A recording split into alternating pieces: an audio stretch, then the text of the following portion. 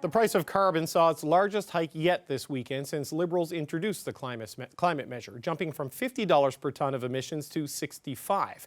But the Prime Minister insists most Canadians will still be better off. We also bring in a climate action incentive that right now more than compensates for the added costs of the carbon tax. So how could this carbon tax increase impact you? Will you really be better off? Yves Giroux is the Parliamentary Budget Officer who joins me now. Hello, sir. Thanks for coming in. My pleasure. Okay, I want to break down some of the numbers here. You've done several analyses of the impact of carbon pricing, but I want to focus on two, the fiscal analysis and the broader economic analysis. Now, in the fiscal analysis, that deals with how much I pay as a consumer and how much I get back in rebates. What does that analysis show broadly about how it affects Canadians? Broadly speaking, it shows that most households will be receiving at least as much as they pay in carbon taxes. When you just look at how much they're expected to pay in carbon taxes in a given year and until 2030, when the price of a ton of carbon emitted will rise to $170 per ton. So most households are expected to receive more in rebates than what they pay directly and indirectly.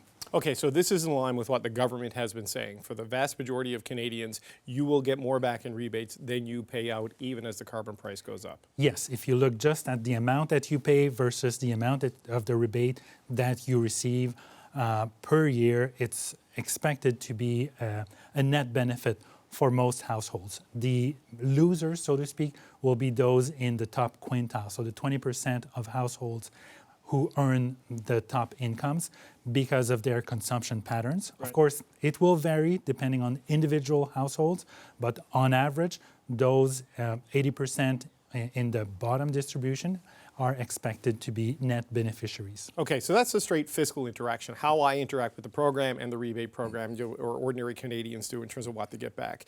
But you did a broader economic analysis, and this looks at how an increase in the price of carbon seeps through the economy and the economic dampening effect it can have, especially in fossil fuel reliant economies, Alberta, Saskatchewan, Newfoundland and Labrador.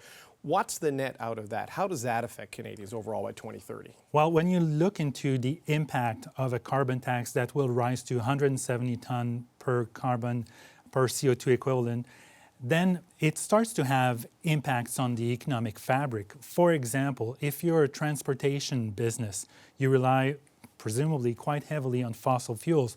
So a carbon price that will be $170 per ton will have impacts on the fossil fuels that are an important input into your business.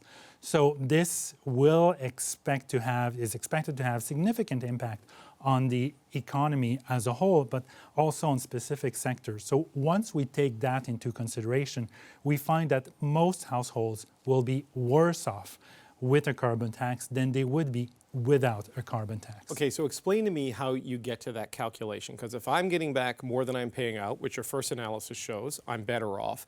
How does this overall economic hit affect an average household in terms of certainly putting them into a negative situation when it comes to carbon pricing? And that's a very good question. So a carbon tax will have implications for various sectors.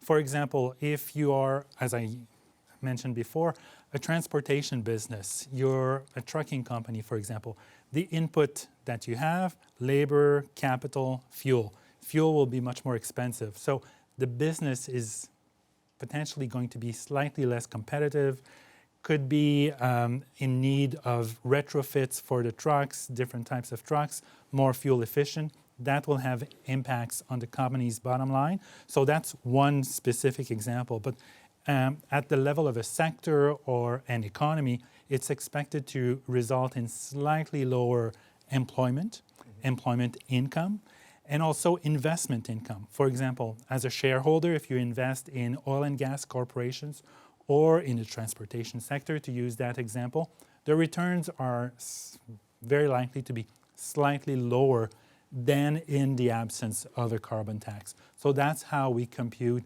the economy-wide impacts, and we can transfer these to households, groups of households. Right, okay, so on the straight sticker price, money I pay out, rebate I get back, I'm better off, but that transportation company may have to cut hours, for example, lower wages, smaller profits going to the people who are invested in the company, and that's where the negative impact comes in. Does your economic analysis look at the opportunities for growth in the clean transition? We just saw a pile of money in the budget for big investments in that. Can that offset this negative impact by 2030? Is that based into your calculations anywhere? It's not in our calculation for one simple reason. We know what the fabric of the country, economically speaking, is right now, and we can reasonably model it between now and 2030.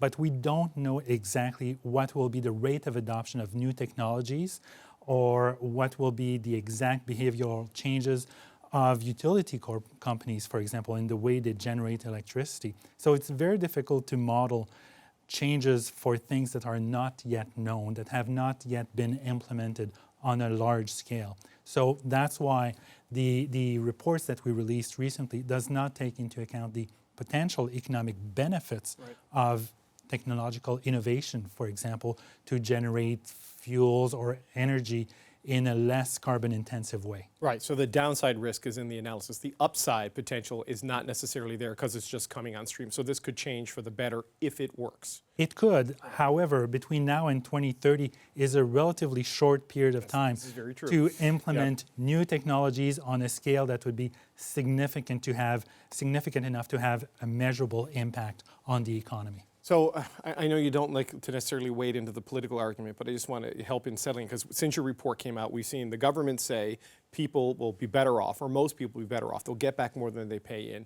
This is true based on the fiscal analysis, and when the conservatives in particular say households will be worse off, that is also true based on the broader economic analysis. So they're both kind of saying different things, but both being correct? That's one such case, exactly. It depends at the angle at which you look at the issue. If you look just at the money in, money out, then it's true that most households will be better off. But if you also look at the broader impact the carbon tax is having and will continue to have on the economy, then most households will be worse off. Okay, Yves Giroux, thank you so much. My pleasure.